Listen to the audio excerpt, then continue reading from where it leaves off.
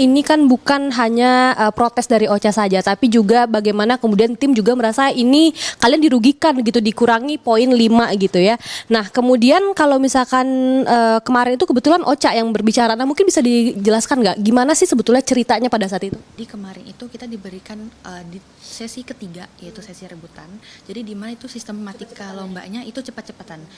Host membacakan soal, kemudian ketika kita sudah mengetahui apa pertanyaannya, itu kita akan menekan bel secara individual setiap timnya. Jadi ketika saat itu host membacakan soal, kebetulan Ocha itu bisa menjawab. Kemudian Ocha itu menekan bel, Ocha menjawab pertanyaan yang sudah sesuai secara substansinya. Namun oleh Dewan Juri itu memberikan poin -5.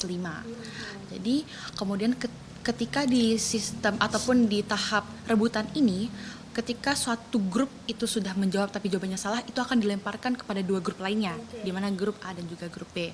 Nah, ketika host itu melemparkan soal kepada grup A dan juga grup B menjawab dengan pertanyaan dengan jawaban yang sangat sama sekali, secara substansi juga sama. Kemudian diberikan nilai 10 poin oleh juri. Maka di situ kami juga kaget, jujur lagi kita kaget sekali karena memang tidak hanya secara substansi tapi secara kalimat yang dilontarkan Ocha sebagai tim C dan juga dengan tim B itu memiliki kesamaan yang persis. Makanya kami di situ pede sekali untuk bisa protes kepada Dewan Juri. Oke.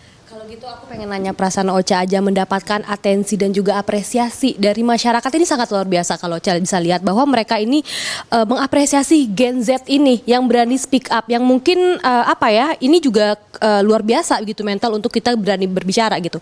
Nah perasaan Ocha sekarang mendapatkan atensi yang luar biasa ini sebetulnya nyaman atau tidak, atau mungkin gimana yang Ocha rasain? Saya dan tim sebenarnya tidak menyangka bahwa atensinya bisa sebesar ini dan video yang tersebar juga booming.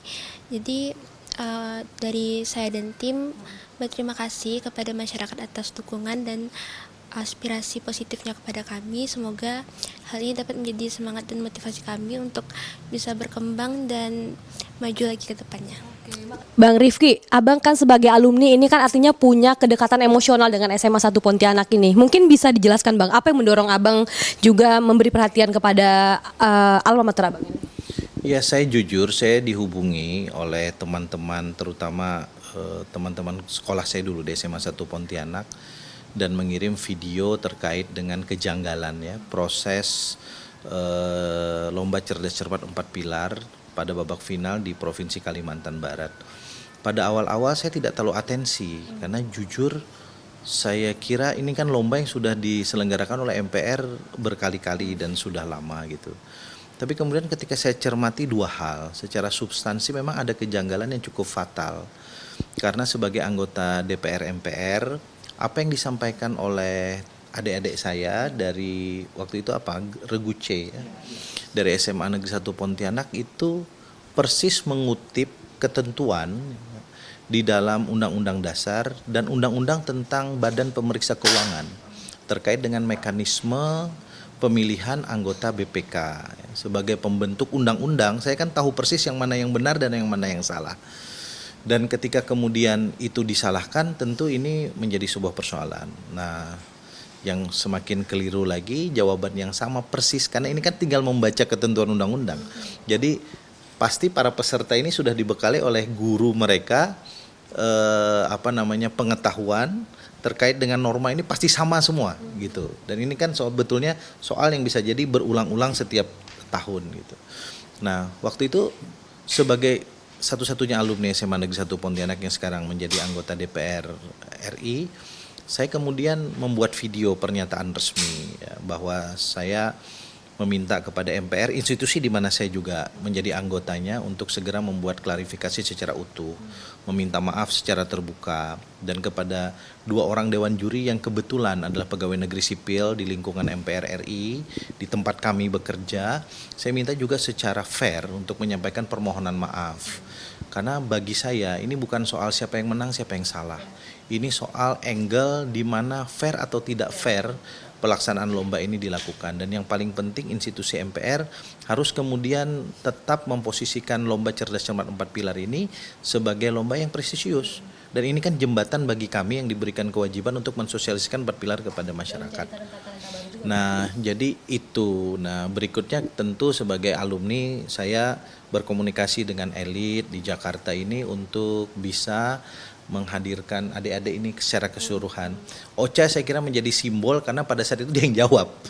Dia yang jawab, dia yang disalahin. Ya, bisa jadi peristiwa itu akan terulang lagi kalau kita tidak perbaiki kepada adik-adik yang lain atau kepada SMA-SMA yang lain gitu di Indonesia ini. Nah, karena itu saya hari ini mengapresiasi ya Ketua MPR insya Allah nanti akan menerima adik-adik saya dari SMA Negeri 1 Pontianak. Saya kira lombanya nasional belum dilaksanakan, mereka udah ke Jakarta. Ini sebuah kemenangan yang didukung oleh dukungan publik yang besar. Tanpa dukungan publik saya kira orang juga nggak tahu saya alumni SMA 1 Pontianak dan orang juga nggak tahu apa itu SMA Negeri 1 Pontianak. Jadi saya berterima kasih dan mudah-mudahan ini menjadi koreksi kita bersama ke depan. Bang, terakhir Bang, terkait dengan kita bukan mendiskreditkan siapapun, menyudutkan pihak manapun, tapi bagaimana kita melihat pesan moralnya ini adalah adik-adik kita yang Gen Z ini, mereka ini pintar dan juga berani berbicara gitu Bang. Bagaimana kemudian kita menjaga, membesarkan hati mereka, menjaga mental mereka ini untuk jadi potensi-potensi yang bagus ke depannya? Ya, saya kira saya tadi terkejut melihat kemampuan komunikasi adik-adik saya ini. Ini kan kalau saya dulu berarti kelas 1, kelas 2 SMA. Waktu itu saya memimpin OSIS di SMA ini nggak sebagus ini kemampuan komunikasi saya. Saya hampir tersaingi ini 10 tahun akan datang lebih hebat daripada kita ke depan. Dan saya kira ini refleksi dari kemampuan mereka untuk memanfaatkan era disrupsi ini ya. Banyak membaca, banyak menerima informasi, banyak juga belajar bagaimana cara berbicara. Tapi yang tidak kalah penting, kita juga harus sadar mereka adalah remaja yang secara psikologi harus kita proteksi ya. Remaja itu bagaimanapun psikologinya cukup dinamis, kalau kita tidak ingin katakan labil.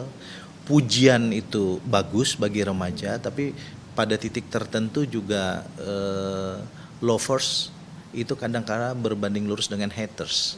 Nah karena itu kita perlakukanlah mereka dengan proporsional. Saya kira panggung Jakarta ini adalah panggung puncak. Mudah-mudahan setelah ini selesai ya. Saya juga kemarin secara spontan memberi apresiasi untuk memberi beasiswa studi S1 ke China kepada Ocha. Tadi saya udah sampaikan kepada yang 9 lain, saya akan carikan juga beasiswa yang sama untuk adik-adik yang 9 ini, karena mereka kan nggak mungkin sampai pada titik ini kalau mereka nggak bareng. Nggak ada regu kalau Ocha sendirian. Iya, ini kan kerja kolektif dan saya kira saya mengapresiasi adik-adik saya ini hebat semua. Terima kasih atas apresiasi publik untuk SMA Negeri 1 Pontianak. Ini ada Ibu Kepala Sekolah, terima kasih Ibu atas bimbingan selama ini. Terima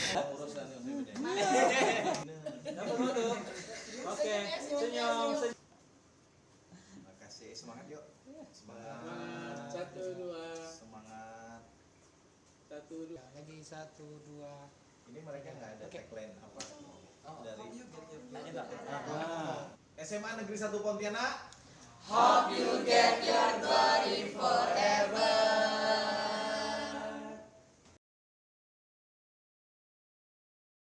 Kecepatan informasi dan akurasi data adalah komitmen kami. Satu langkah lebih dekat, satu langkah lebih terpercaya. Saksikan Sapa Indonesia Malam di Kompas TV Channel 11 di televisi Anda.